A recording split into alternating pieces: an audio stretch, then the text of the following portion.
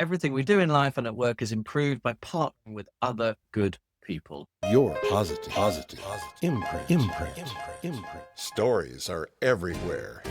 People and their positive action inspire positive achievements. Your PI could mean the world to you. Get ready for your positive imprint. Who's buzzing on this episode? Well, I have the pleasure of featuring Philip Atkinson, a beekeeper from Alsace, France. He has a deep passion for living alongside honeybees and gaining insights from them. Philip observes and has come to understand the very intricate working relationships among the bees. And taking that knowledge, he founded his company, Hive Logic. That is awesome, absolute awesome name for your company, Philip. So, with this knowledge, he has become a successful communications coach and leadership team expert for his company. And, well, he has captivated, actually mesmerized me, really, with his book, Be Wise. So, this is a fabulous name, fabulous book, fabulous guest. And I'm so thrilled to welcome Philip Atkinson to the show. Philip, it's so great to have you here. Welcome to Your Positive Imprint. Catherine, what a lovely introduction, and it's lovely to connect and to be here. Thank you. Absolutely. There's so much about you that I have been reading that's just incredible. You're in two places, Alsace for your bees and then Switzerland. But first of all, let's back up and just welcome you again and talk about how you got into honeybees and what life is like for you growing up and entering this world of honeybees and your background. Great, Catherine. Thank you. But actually, and as we're sitting here, I'm seeing your lovely logo, and I kind of want to reach out and touch it and make, kind of it's about positive imprint. And I just want to say I'm seeing it in the welcome. I just want to reach out, and we're going to share about positive imprints today. So thank you. Well, guess what? Your positive imprint is in that. It's part of that logo. It is, yes, it is. It is. Well, let me tell you a little bit of story about what I love about beekeeping and honey and bees is everybody has a bee story or a honey story or something to do with family or childhood or nature or wonder. I am English. I live in France and I work in Switzerland. So there's a quick European tour for you. In England, my great uncle was a beekeeper and I was a tiny kid, but it was always a great mystery. He would disappear and come back with boxes of honey and then jars of honey. And then I would get on my bike and deliver jars of honey back home to my mum. And I had a kind of a mystery about it. I didn't get the chance to learn from him, unfortunately. And then fast forward, probably 25, 30 years, I live in the countryside in France, and I was out walking my dog one day, and in the forest, I found a little wood cabin. And that wood cabin had a sign above the door, and it said Bee Club. In French, Syndicat d'Apiculture d'Alsace. And there was a small door with people coming and going, and there was a real buzz inside, and it smelled amazing. It smelled of honey and wax in the summer. And I said, I'd like to join you. I found my tribe. and I enrolled, and the following Monday I started at Bee Club. It was great. And then you took up my work. There's a work twist.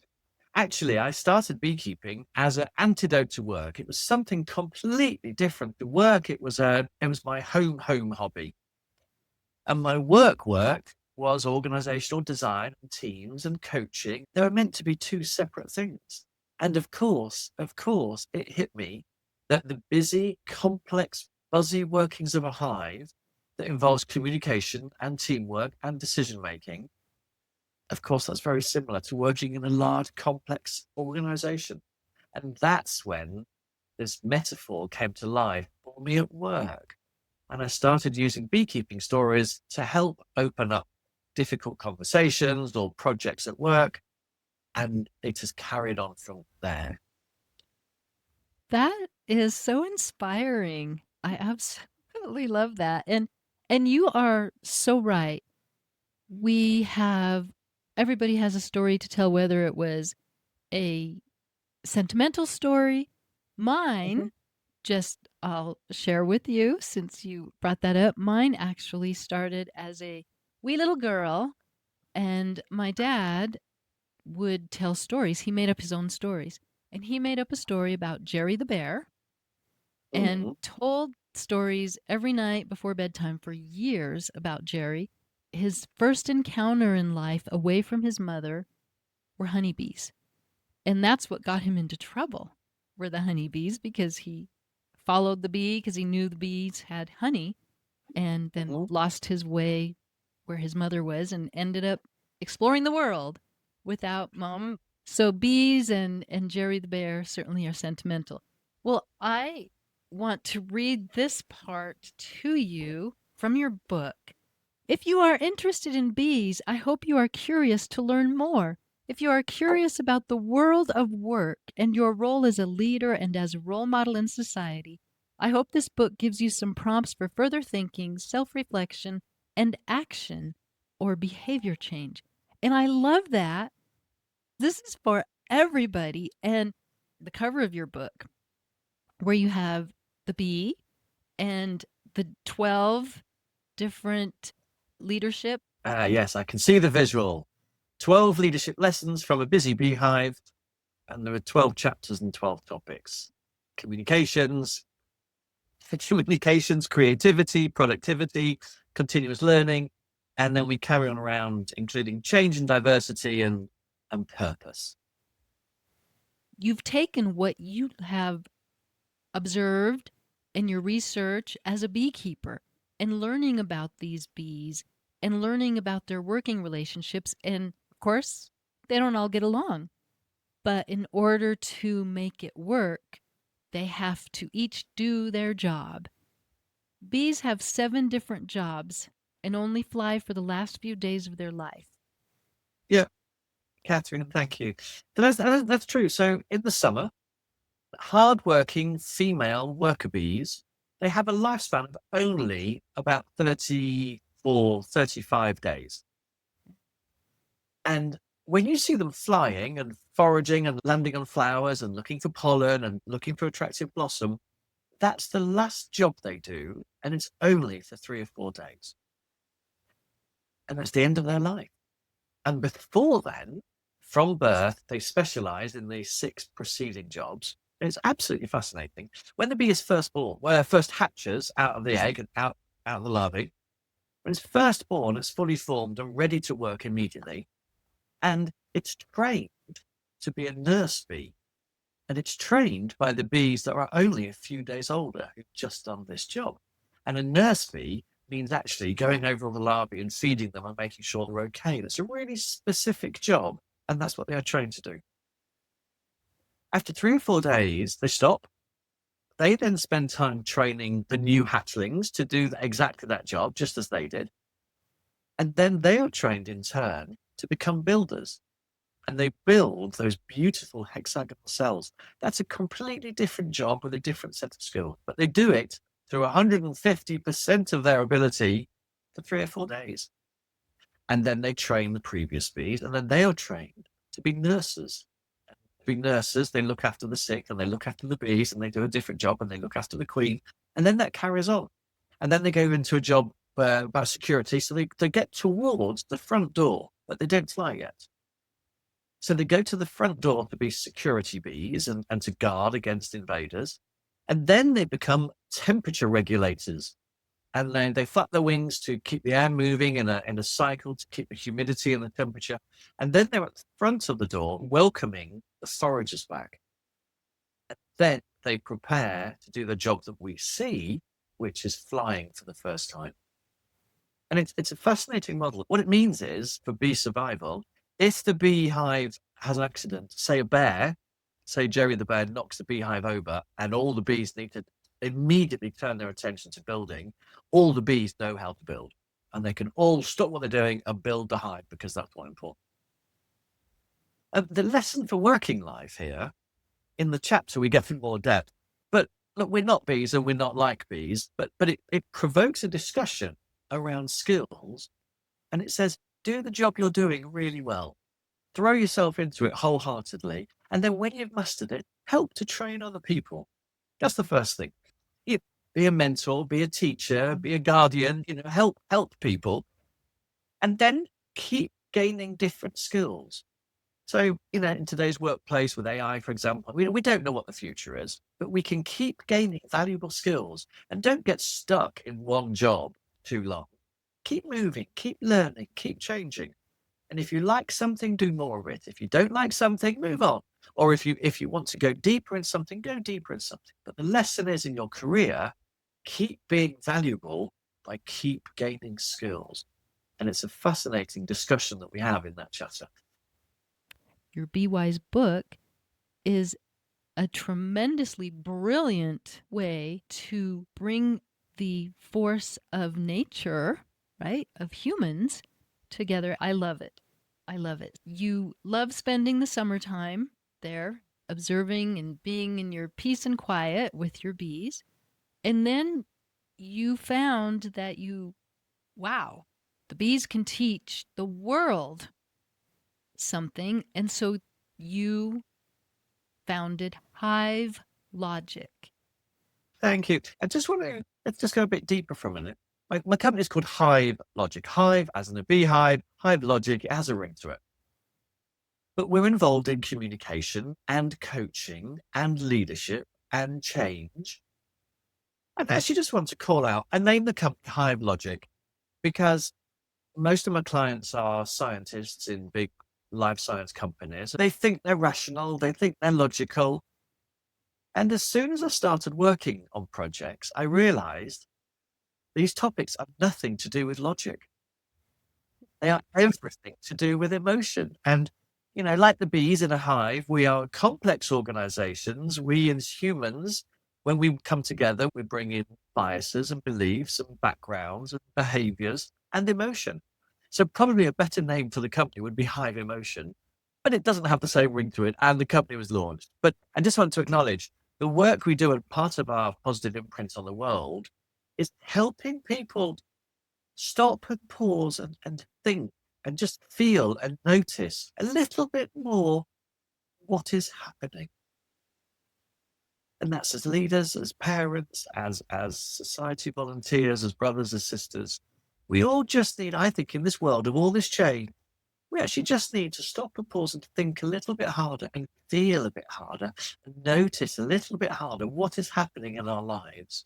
And then we can work more effectively with a system, with a group of people, just by understanding things a little bit better. There's a bee story that then comes with this, chapter 8 in the book, and it's called Don't Get Stung. Yes. And if just take a moment, because it supports what we've been saying. As a beekeeper on a hot summer's day, like Jerry the Bear, you can approach a beehive. And as a beekeeper, you put your gloves on and you have your tool in hand and you have your hat on. And before you take the lid off, my lesson as a beekeeper is to slow down and to pause.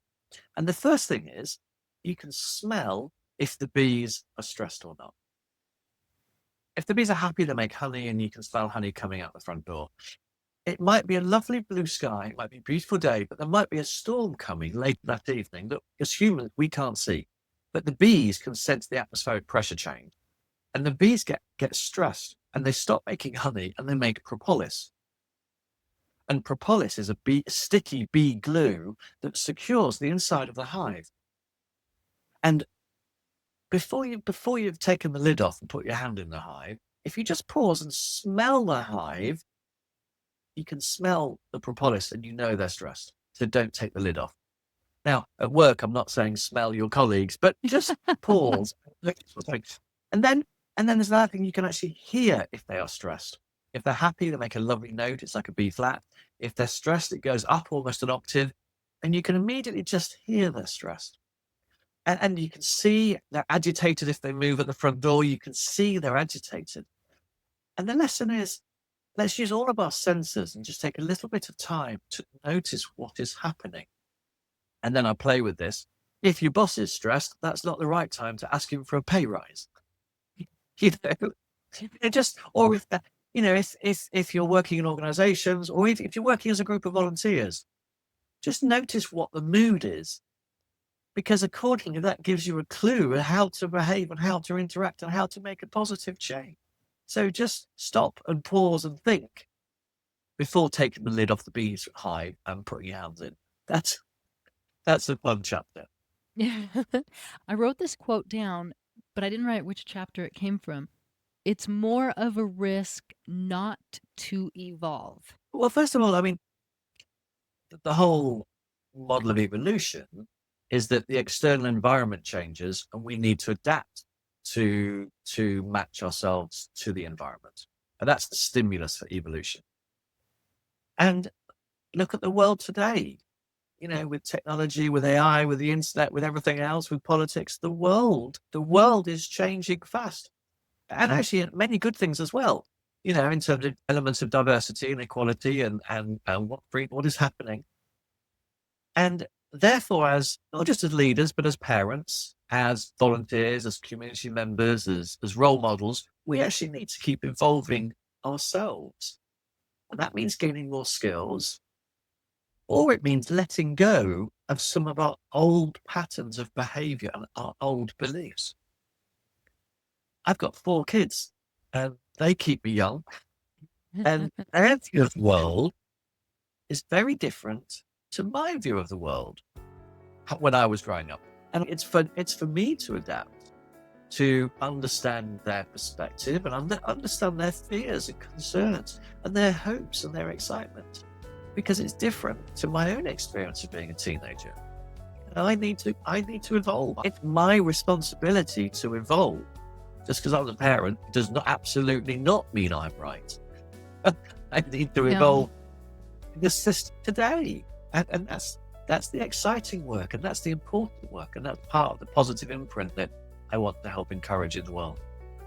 Join me next time for part 2 with Philip Atkinson. To learn more about Philip Atkinson, go to hive-logic.com and his project at beewisebook.com. That's BEEWISEBOOK.com. Again, all proceeds go to the charity Bees for Development. You can check out beesfordevelopment.org. Bees for Development works to promote sustainable beekeeping to combat poverty, build resilient livelihoods, and benefit biodiversity. Your Positive Imprint is a free podcast. If you'd like to buy me a coffee to help fund the production of this podcast, here's how. Go to buymeacoffee.com/yourpositiveimprint, and any support you offer will be greatly valued. Thank you so much for your support and for listening to Your Positive Imprint. So try to change your perspective in order to understand the reality of others. And until next time, enjoy listening to over 200 episodes of Your Positive Imprint. Your Positive Imprint. What's your PI?